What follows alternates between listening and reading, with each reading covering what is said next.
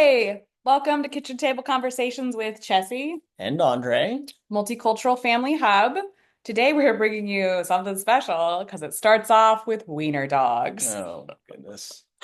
So, uh, about a year ago, we had been pet sitting a wiener dog and was really a great experience. Kids were all involved. They love it. Such a great family dog. And we're like, oh, I was like, oh, maybe we should get a dog. And the And kids then, have been asking for it. and the kids have been asking for a dog. And so we'd been pet sitting this dog, and we have a flower farm and a massive rodent issue. So I was like, guess what? Wiener dogs are really good at getting gophers. They Uh-huh. were bred to go underground to get badgers. And so I was like, why not gophers? They're like, dig at them. They'll totally get this gopher. It'll be great for the flower farm. We should get a wiener dog. So I had like just kind of formulated this plan when I got multiple texts from friends because I had kind of put it out there like, hey, we might be looking for a puppy. Did I know And this by that time? I Uh, think yeah, so. okay. I I think we think had mentioned it. I think so. No, I had said like, hey, within the next few months, maybe Yeah, we should it's good get on. a puppy Okay. and we're open to it. Yeah. So I get multiple texts and the cutest puppy comes up. So we are all so excited. We go pick up the cutest little wiener dog. Her name is Honey. The mini weenie, A right? mini. Well, she's like a three-quarter Oh, weenie, goodness not a gracious. full mini, I don't, but a little yeah. bit bigger. Anyways, she's real cute. She's adorable. And then the wiener dog journey begins Oh because I haven't man. done enough research. No, we've done no research. I did a little. Oh, here's the thing about me, and I could say is anything that you ever hear that's exciting or creative or even just ridiculous in our journey, I never am the one who had the initial idea. However, if I'm ignorant of something enough, long enough, if I don't know the exact scope and all the details of what's going to happen, I'll pretty much end up saying yes to anything. I'm like, oh yeah, sure, I can jack up, a porch and put a new foundation on, or like, yeah, let's get a puppy without any With three small actual, children. without three small children, without ever actually sitting down and going, um, well, what does this look like, or what is it like to have a puppy? So I just show up and we get the dog. That's all I know is there's a dog, it needs food, and it's gonna need a place to sleep. That's the extent of my knowledge at this point. Then I hadn't had a puppy in a while, like 20 years. And we were up all summer taking this puppy out. She is so naughty. She chews everything up. I all the things she chews up. She doesn't sleep through the night. It's the She's beginning, yeah. This is the beginning. Yeah. She is like whining all the time. She's very needy. And then I'm learning like this is such as the wiener dog. They are completely outrageous. They were bred to be a little bit independent, so which means they don't listen to you. So she won't come. They're bred to be independent, so when they go underground, they can make decisions with said badger. But Yeah, they're yeah, it makes sense. Oh my gosh, they're so funny. My friend says they're the best worst dogs, and I completely agree. So this dog has massive personality.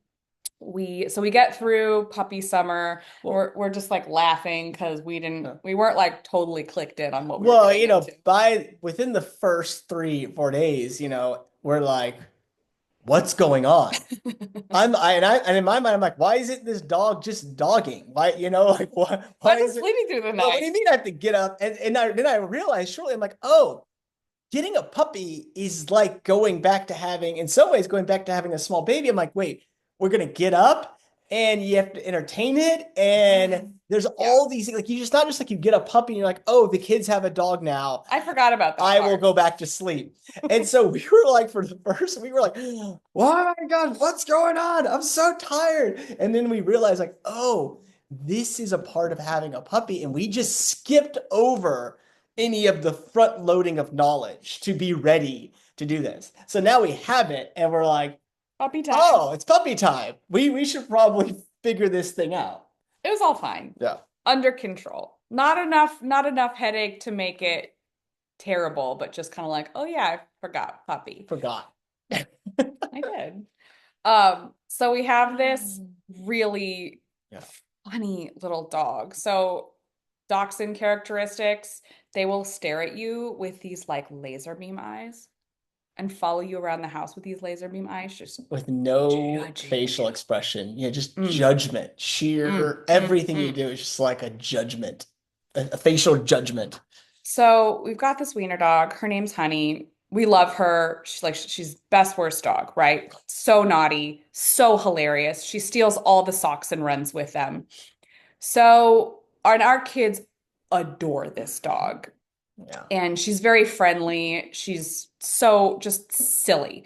And so they come up with you. They were like, so Honey's birthday is was last week, or like, yeah, was the beginning of this week. Dog birthdays, Dog people. birthday, and the kids were like, we have to throw a dog birthday party. And part of me is like, yes, and the other part of me is like, oh my God, because we are in the middle of selling our house, having a huge estate sale, dahlia tuber sale, tulip sale. Because we have a flower farm, so we're like closing out the flower farm. We're getting all this stuff ready to move. We are building a new business, and I'm like, a dog birthday party. Yeah, great timing. And I have never actually heard. I didn't even know dogs had, I didn't know they had birthdays, but I did not know they had birthday parties. In fact, my entire life, this was the first dog birthday party I had ever heard of, been to. I mean, maybe they have dog birthday parties in Georgia. You guys could tell me growing up, I never heard of a dog having a birthday. So the first, even the concept of it was like someone was speaking a different language to me. I didn't even understand how or why or what the purpose of this was. But the sheer energetic enthusiasm of our kids made me just go, okay, I'm just gonna go with this because there must be something here. Even though don't know what's going on, dog birthday. So I am easily overwhelmed. And at first, I was like, I'm so overwhelmed. I can't imagine having this dog birthday in the middle of all of this. But I also love fun things Mm. and roll it back. One of the reasons I'm easily overwhelmed is because I grew up in a culture, which I imagine a lot of you did, where you heard the phrase go big or go home. So when I think of a dog birthday, I'm like, all right, we gotta have the hats and 10 dogs and like the cake and like, oh, just party favors. And I am like reeling on all this stuff because I'm so far down the line that like in making it enormous. Mm. And that is like the source of the overwhelm. So I took a breath, which is new for me. It's important. Important. Doctors say, I don't know if I believe him yet, but you're supposed to breathe. And was just reeled in my very fast, overwhelming mind and was like, burp, burp, burp, burp, burp. That's me reeling it in. Was like, okay, what can I handle? Mm. And I think that this is a really key moment to ask ourselves that question. Like, there's two things happening. One, what can I handle? And like, am I choosing joy right now? So I knew that I wanted to do this thing even in the middle of all of it. And so asking what I could handle was like, you know what? I can handle sending one text to a good friend with another outrageous wiener dog who I know will show up and enjoy my kids Mhm. and this wiener dogness.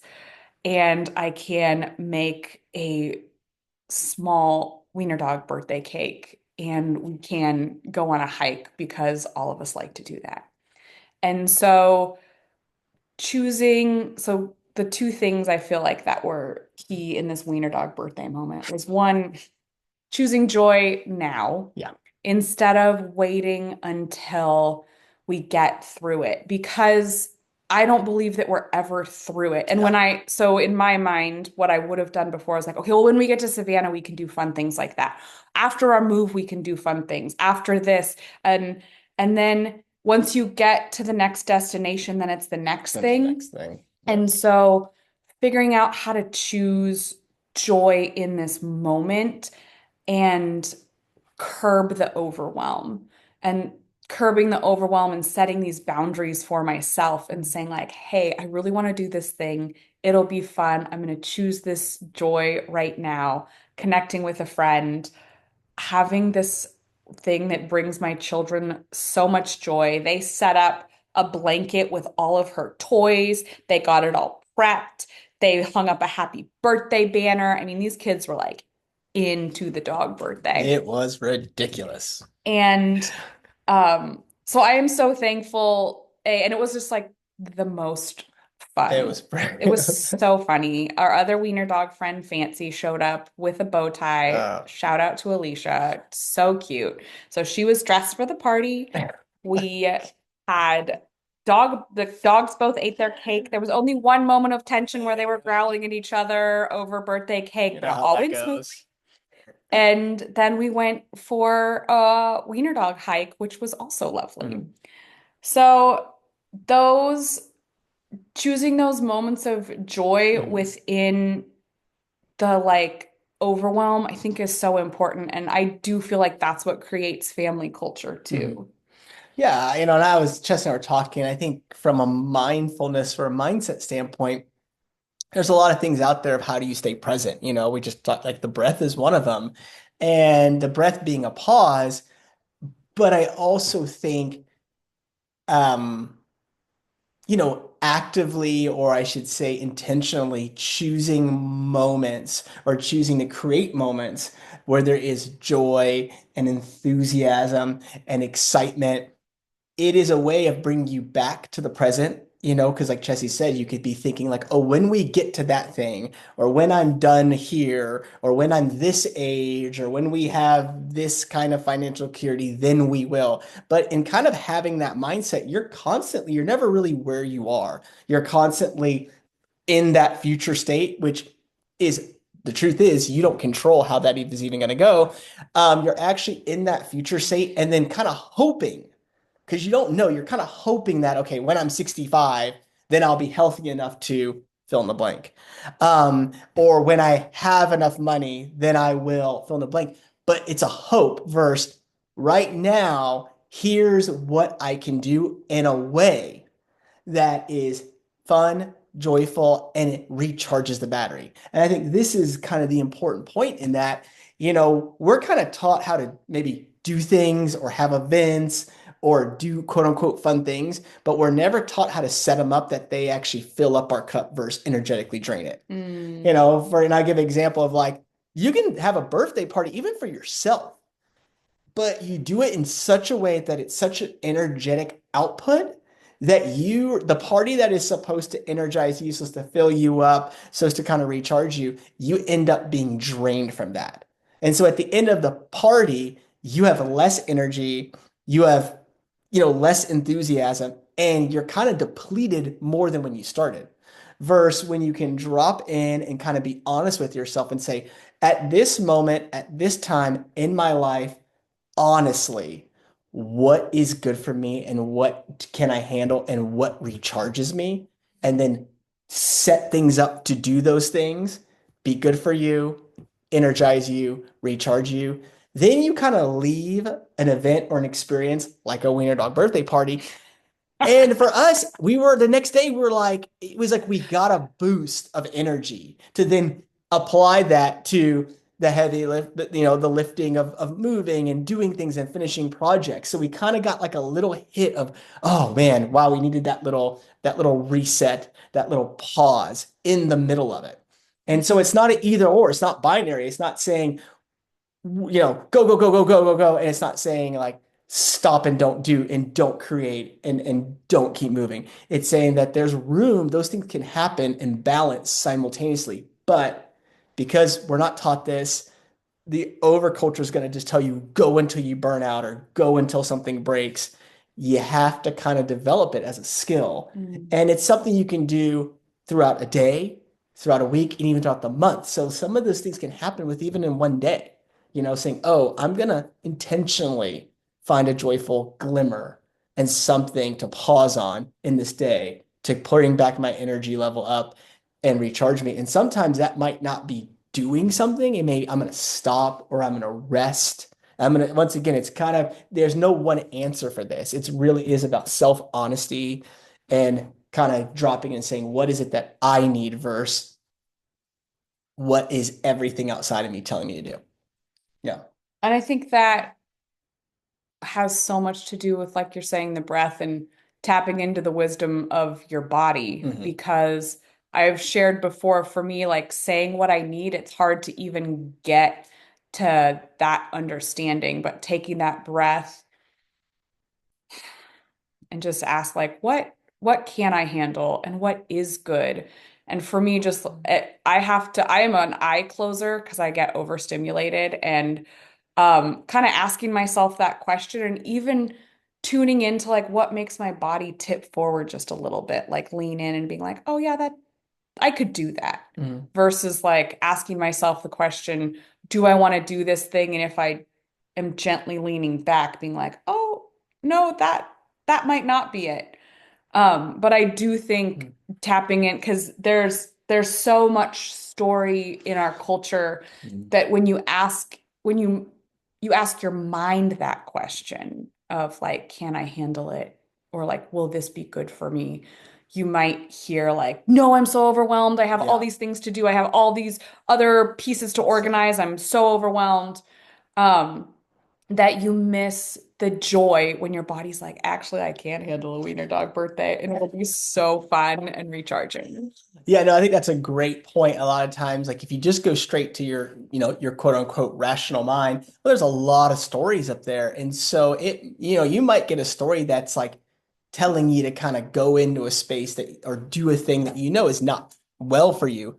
But if you can kind of drop into your body and feel it, and then feel it, and then not try to mask it, like when you have that feeling of, ooh, I feel tension there, or ooh, that makes me kind of want to step back, instead of rationalizing, kind of going, listen to it.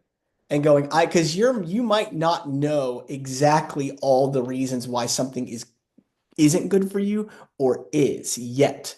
But if you can kind of like listen to your body first and then make a decision based on that, oftentimes that wisdom of the body is very, very, very correct and aligned because it doesn't necessarily have that mental story of all the shoulds and the whys and the expectations that the mind that's in all of our minds as we kind of become adults.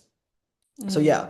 And you Um, you mentioned the language of glimmer. mm, And this was a concept that I learned in Marie Forleo's Dream Club with a really wonderful lady named Shanti Alec. I think I'm pronouncing that correctly.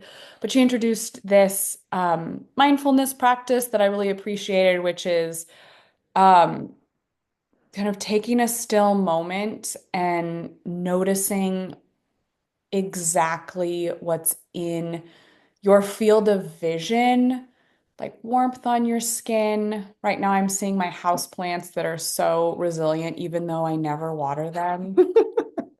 All these like tiny little things that can bring you back to gratitude and joy in the moment. Because, again, back to overwhelm, when we talk about a gratitude practice, we know that it's good for us. There's like science behind this, all the things that gratitude do. But for me, sometimes it can feel forced, or again, I try to go too big and I'm like, I'm gonna write 10 things down every morning. And then it's not joyful, right? Then it's not gratitude. It's like this other thing. mm, But the glimmer is just taking a breath and noticing what's around you in this moment that we're grateful for. And that, again, is like this body moment of being like, oh, yeah. And it can really recenter, bring you back, and cut down on the overwhelm. And this sweet practice, um, we I had mentioned it to our kids about the glimmer, and now at the dinner table, it's so oh sweet. man. Ruby has taken it over. She's like, okay, everybody tell me your glimmers today. And it's And really interesting it's because so there's sweet. things that they find as glimmers that I didn't even know happened in the day because maybe I wasn't around or just it's a glimmer to them. Or they'll And say, they'll make sure that they have the rules correct. She's like, okay, it wasn't a glimmer from like right now, but it was a glimmer from earlier. And I'm like, oh girl, feel free yeah, to share it up. yeah, it just came to me, Yeah. And I think you're going to kind of figure out what works best for you, what's works best for your family, things like that. But I do think it's important to have some of these checkpoints, especially throughout your day or through an experience. Like, like right now we're experiencing what it's like to sell a home and move. And when the overculture, anytime that's mentioned, for example, if I'm out in public and someone knows that we are moving or relocating, the first thing most people say to me, their first response is always like, "Oh my goodness, that must be so much," or "Oh my goodness, I bet that's so stressful," or "Oh my goodness, are you feeling that must be very overwhelming?" And what happens is if you don't have a way or a practice of checking back into your own body and going, well, like, is that actually stressful for me or is this really exciting? Then you're going to adopt everyone else's story about your experience you're having. And and what happens then is your experience might be not stressful, but because you're not checking in your body, you're adopting that story, and all of a sudden that story then becomes the truth. It's like, okay, this is supposed to then be stressful, it's supposed to be overwhelming, and you Mm. guys are supposed to be, fighting and arguing because, they say one of the hardest things for a couple to do is move all of these things.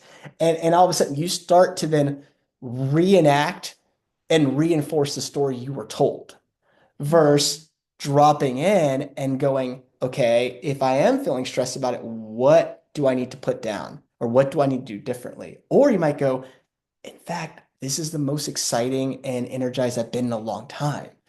And so this is where, not just the glimmers, but the pausing with the breath. And I think for me, it's the dropping into the body and going, is what I'm hearing true to my physiology, my experience? Even if my mind is saying this, what's my body saying? You know? And so I think that's just something that Chessie and I are always kind of constantly checking in on each other. It's like we know what everyone is saying things are supposed to be like. But what is it like for me? What is it like for you? And then are we in tuned, on that? And then sometimes something that I might think is like really exciting and really joyful, she might be like, uh, not for me. And that's okay. And then it lets us go, okay, do I want to do that individually? Do a couple in all of these pieces? And so I think oftentimes we're a little bit scared or apprehensive to drop into our bodies and listening because oftentimes it's, at least in my experience, it oftentimes gives me the answer I don't want to hear Mm. for me. Oftentimes it's not do more. It's pause, Andre, rest. It's enough. And the way I'm wired, I don't want to hear that. I don't. And so if I listen to this, it's always going to give me a reason to keep going and go faster and get up earlier. Da, da. Versus when I listen to this, it's the wisest thing that leads me to what I really need to do to take care of myself. And when I take care of myself, I'm a better partner, I'm a better father, I'm just an overall better human being. Mm. And so that's kind of where the glimmers, the breath, dropping in the body come in on a daily basis for me. Mm. I have to give Andre kudos too. He's been so calm this week. Kudos. Yeah, no, you've been so generous and gentle. I have been so cranky. This is like full disclosure. My mind's been on fire. Post Wiener Dog birthday, I've been like, so this is a good reminder for me to like take it down a notch. And um, even my coping mechanisms sometimes are not dropping in, but trying to distract my mind. So I Mm-hmm. go to fiction audiobooks so I can like tune out the Mm-hmm. spin Mm-hmm. and listen to a story so I can like keep my brain focused on one thing while I'm like moving through. Mm-hmm. I don't know if that's the best tool, but man, it's been helpful for me this week to like try to keep me from spinning so far out on all the things and like finishing task after task. I was just listening to someone and they were talking about the concept of like, the concept of this is all school, our being here as human beings in this time, like you're on Earth school. And so I think it's important too. It's like that this is our first experience, like I said, selling a home, moving across the country. And so there's no real right or wrong. And it's all a learning opportunity. And so I think what happens is we go through these kind of experiences, especially when it's our first time, and we go, oh, I did that and I like that, or I did that, or I would do that differently. And then we take it and we keep applying it like as a practice. I think the only misstep we can make or error is to not take the time and reflect and say, what did I learn from that? What would I do a little bit differently? Or what do I want to pick up now? Because not, like I said, there's no at least no one handed us a rule book when we were like, hey, we want to take this next step in our journey. There was no, okay, here's the rule book. Do this, do this, do this, and this is how you come out Mm. of it with joy and wellness. And so I think we're both Mm. just students, trying to figure this out as we go. I was just thinking, is it an error to not reflect? Um, I think, at least for me, my best learning has come from doing something, usually making a mistake, and then kind of being able to go, oh, okay, I see where I went right there, or like, I see where that was a misstep. And now the next time or the next opportunity I get with that, I'm going to apply it differently. And that's not even big things. That could be like, hey, the conversation I had with my son yesterday, I realized, yeah, I didn't really listen to what he was saying. I interrupted him. Okay, I got that. So the next conversation, I'm going to do my best to make sure that to do my part differently. And then sometimes I don't, and then I have to keep going. And that's where my best teachers are my experiences and not getting it good, not getting it great. Like we talked about in one podcast, our son Leo says, I make friends by asking questions, and I had the first ones are really bad. And I think that's actually true, for my everyday experience and definitely the experience of I think moving. the reflection sure gets you there faster. Hmm. I don't know if I always remember to reflect. That's a What? weird. Oh, this is good. So okay, what, what do you think would be a good support in terms of remembering to reflect? Hmm. I think it's just sometimes reflecting is like I want to push it away because Mm, um then it's like heaping guilt, right? Like if mm, I reflect and I'm like so it's like moving towards reflection with compassion mm, is the mode that I'm still learning to do because it's like I want to move towards it with compassion because mm. it's like reflecting and being like, oh, wow, that didn't go well. Okay, but it doesn't mean anything about me. Yeah. I'm not a bad mom. I'm not a bad Hmm. person. I'm not a bad friend in these reflections. And so I think it helps you move forward more quickly or learn lessons quicker. Yeah. But it also is a skill to be able to reflect and be like, ooh, I'm objectively doing this. Yeah, And that's a really good point. that is, I don't that is not a skill that our Yeah. culture teaches. That's a I don't think. no, it's not a skill, and it's a great point. There is a big difference between reflecting on something as like from a shame-based standpoint, or from a, oh, I'm not good enough, or if I was a better person, I would have done X, Y, or Z.